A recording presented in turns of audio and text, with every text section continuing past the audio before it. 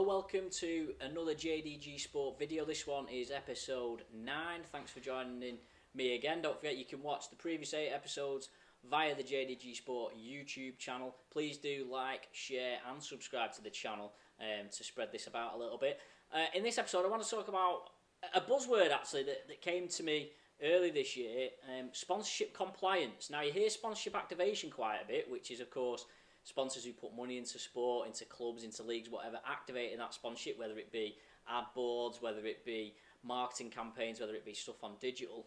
But someone and a client of mine actually mentioned sponsorship compliance when I first met them back in September time, and I was really, it struck a chord with me. So the client was the Northern Premier League football, Chairman Mark Harris. They're big on compliance in that league. They've got actually the commercial manager, Paul, his official title is commercial and compliance manager, and his responsibility is basically to ensure that the sponsors of the league get what is in their contract and what they've paid for sponsorship. I've seen this in a number of clubs and a number of organisations whereby clubs will take the money for sponsorship, and you know they may not deliberately be doing this, but the fact of the matter is that they either don't deliver on what they've promised. So it might be that they don't get the link up on the website, or an ad board doesn't get done until halfway through the season. So jumping on that, the sponsorship compliance thing really struck a chord to me, and we've sort of incorporated that into what we do a little bit here using Capsule CRM. Now there's a blog on the JDG website which I'm sure we'll put in the comments, where I effectively say our technique of ensuring that any clients that we work with, how they comply with their sponsorship. So each sponsor, for instance, would have, say there's 10 deliverables. That might be, right, they need a PR announcement, they need a photo, they need some social media mentions, they need an ad board, they need a logo printed on the kit, they need a signed shirt delivered to them. All of these things are obviously what's set out in that initial sponsorship contract.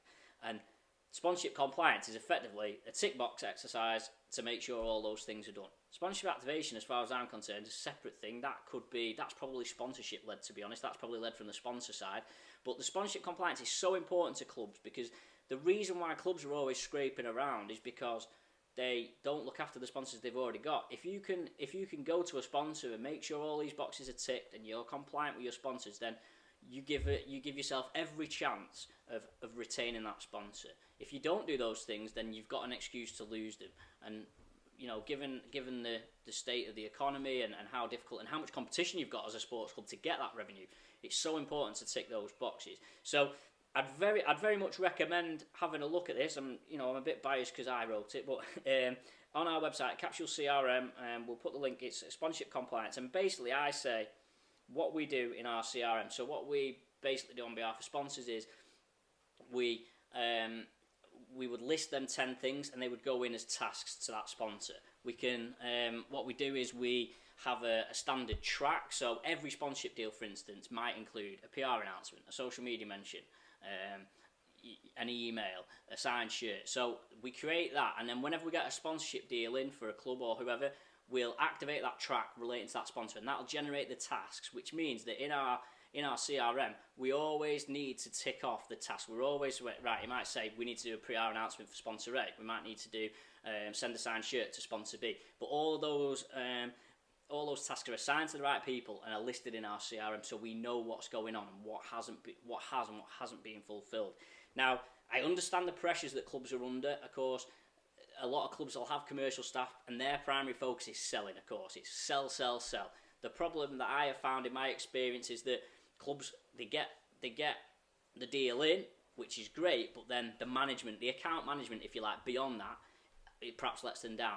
That might be because they've not afforded the appropriate resource to it. I mean, don't forget, and I have no doubt that the sales guys, the commercial guys at these clubs are under massive pressure to deliver on targets.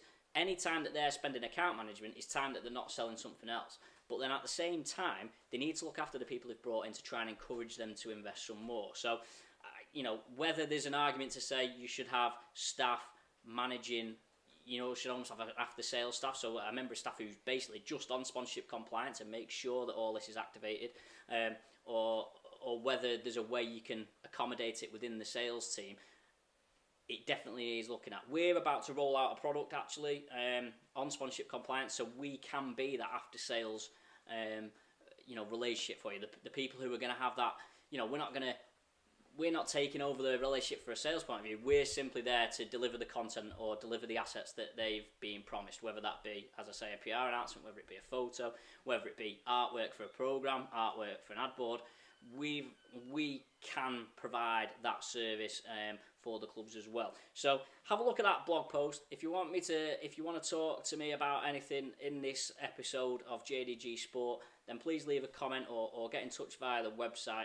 I hope you found it interesting, and we'll see you next week. That's full time for now.